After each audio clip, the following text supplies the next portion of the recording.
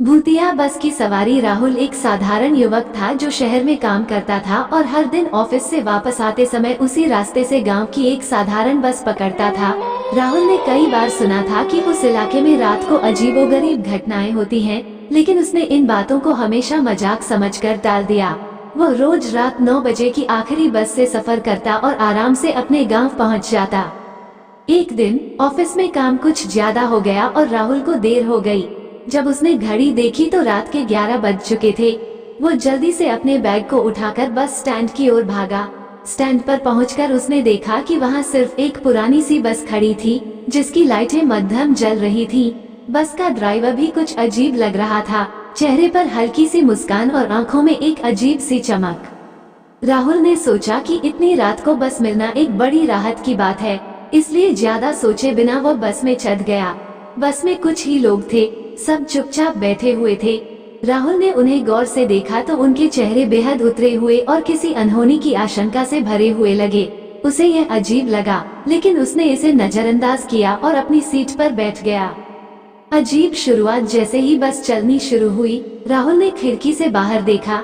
सड़क सुनसान थी, कोई दूसरी गाड़ी या इंसान कहीं नजर नहीं आ रहा था। अचानक उसे लगा कि बस का माहौल कुछ अजीब है। बस के अंदर की हवा ठंडी और भारी हो गई थी। उसने आसपास देखा तो बाकी यात्रियों के चेहरे सफेद हो चुके थे, जैसे किसी ने उनकी रूहें खींच ली हों। बस के चलते ही ड्राइवर ने एक भयानक सी हंसी हंसनी शुरू कर दी। राहुल को लगा कि वो शायद ज्यादा थका हुआ है, इसलिए उसे कुछ अजीब लग रहा है। तभी बस अचानक एक जगह रुक गई। ये जगह किसी भी स्टॉप से अलग थी। यह एक पुरानी खंडहर जैसी जगह थी जहाँ कुछ भी नहीं था। बस में एक व्यक्ति जो सबसे पीछे बैठा था, वह धीरे धीरे उठा और बस से उतरने लगा। राहुल ने सोचा कि इतनी सुनसान जगह पर वह क्यों उतर रहा है। उसने उसे रोकने की कोशिश की, लेकिन वो व्यक्ति बिना कुछ कहे बस से उतर गया। बाहर हल्की धुंध थी और अंधेरा इतना घना कि कुछ दिखाई नहीं दे रहा था। जैसे ही वह व्यक्ति धुंध में खो गया, बस का दरवाजा अपने आप बंद हो गया और बस फिर से चल पड़ी। डरावनी घटनाएं। जैसे जैसे बस आगे बढ़ती गई, अजीब घटनाएं होने लगीं। अचानक बस के अंदर की लाइटें बुझने लगी और बाहर की सड़क धुंधली दिखने लगी।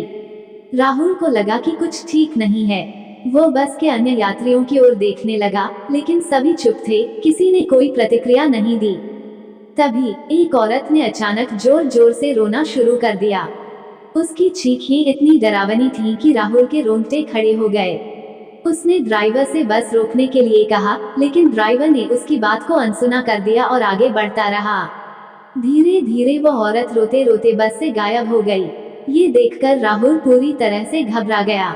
उसने बाकी यात्रियों से बात करने की कोशिश की, लेकिन वे सभी अपनी जगह पर जमे बैठे थे, जैसे वे पुतले हों। ड्राइवर का भयानक रहस्य। राहुल अब पूरी तरह से डरा हुआ था।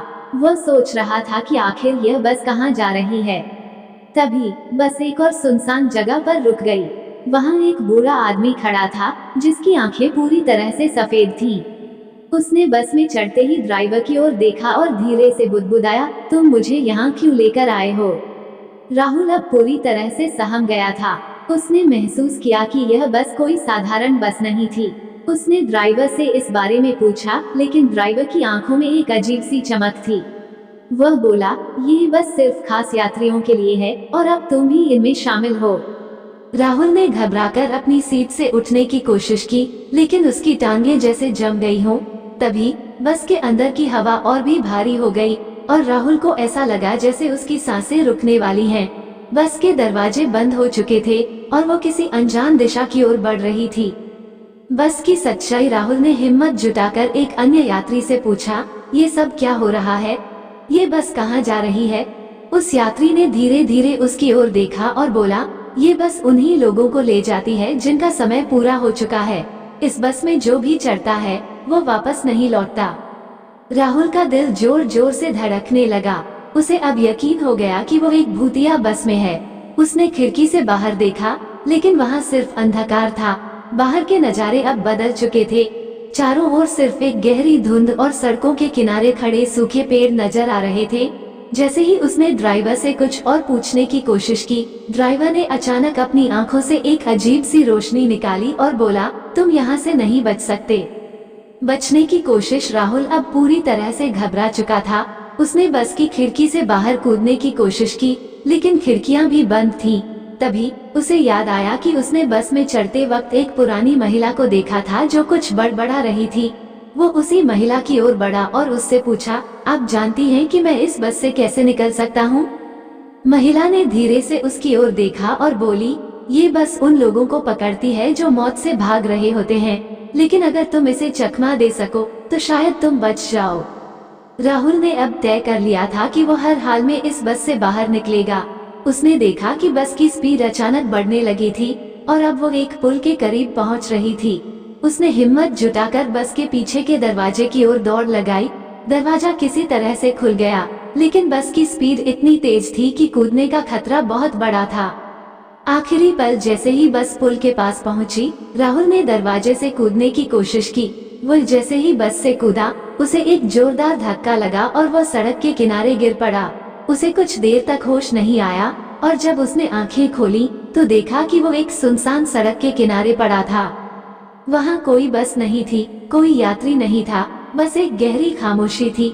राहुल को समझ में नहीं आ रहा था कि यह सब एक सपना था या सच, लेकिन एक बात तय थी, वो उस भूतिया बस का हिस्सा बनने से बच गया था। अंत राहुल ने धीरे धीरे उठकर खुद को संभाला और चलने लगा। उसे आज भी उस रात की डरावनी घटना याद है। उसने कभी किसी को उस भूतिया बस के बारे में नहीं बताया, क्योंकि उसे खुद यकीन नहीं था कि वह घटना असली थी या उसकी कल्पना। लेकिन एक बात पक्की थी, रात के वक्त अब वो कभी भी बस की सवारी नहीं करता।